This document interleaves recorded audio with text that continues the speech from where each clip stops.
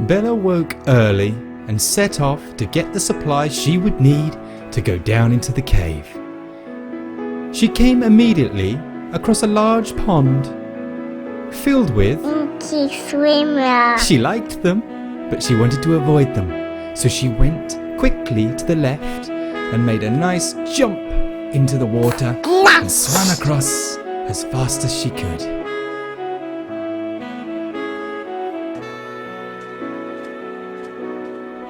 Everything was so new and so fresh. She saw the trees and knew immediately that she would need to collect up lots of wood to help her build some tools for the cave. She grabbed a few flowers to decorate her house with, and then headed towards the trees. Chop, chop, chop. Chop, chop, chop, she went. For quite some time, until she'd collected all the wood in a tree. She saw another and headed over and began chopping that down as well. Eventually, 2 rabbits named Ben and Jerry came over and began to talk to her. Chop. She gave Jerry a little hit. He didn't like it and skipped away. Bella felt a little bad. Perhaps she shouldn't have hit the rabbit. Bouncy rabbits. They were funny.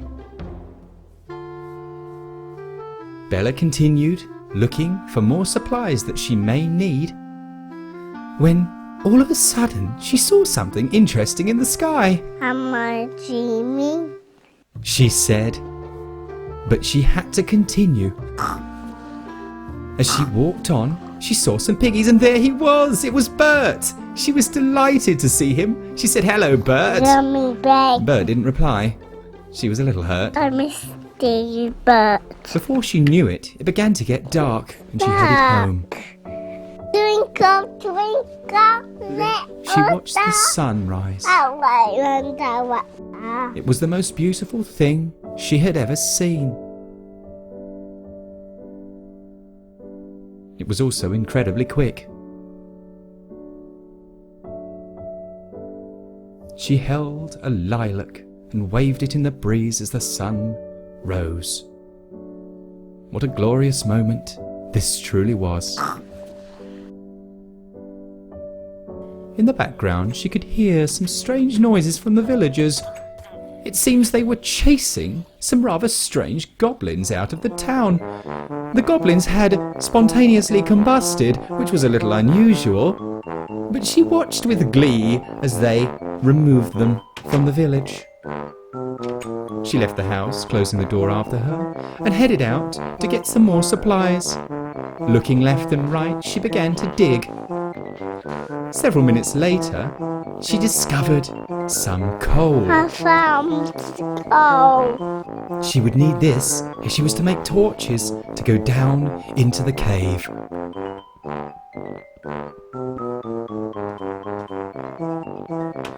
She closed the door behind her and headed back up to the top of her tower, where she began to cook.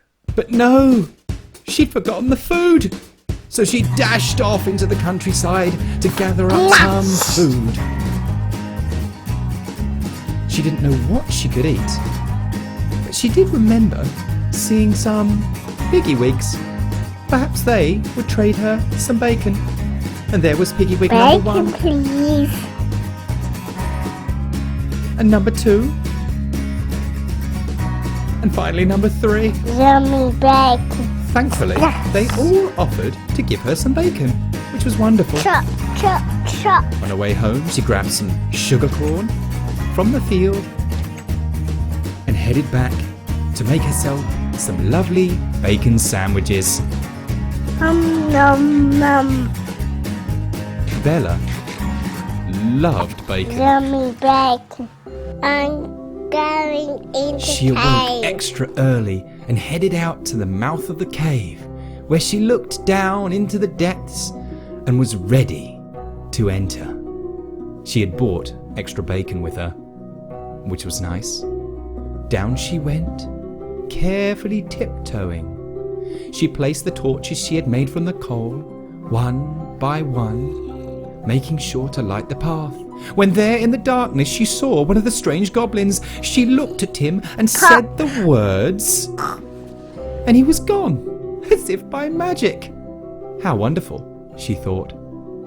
She headed further down into the cave and, to her dismay, found a dead end. Was this really the end of her adventure? She couldn't believe it. She headed back, slightly irritated, but nonetheless. Up she went until she saw it. At the top of the steps there was an opening that looked like it led all the way down inside the mountain. Pickaxe.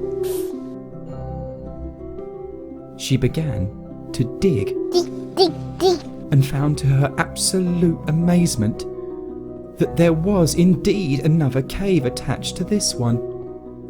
Chop, chop, chop she went with a pickaxe, digging down further and further. Dig, dig, dig.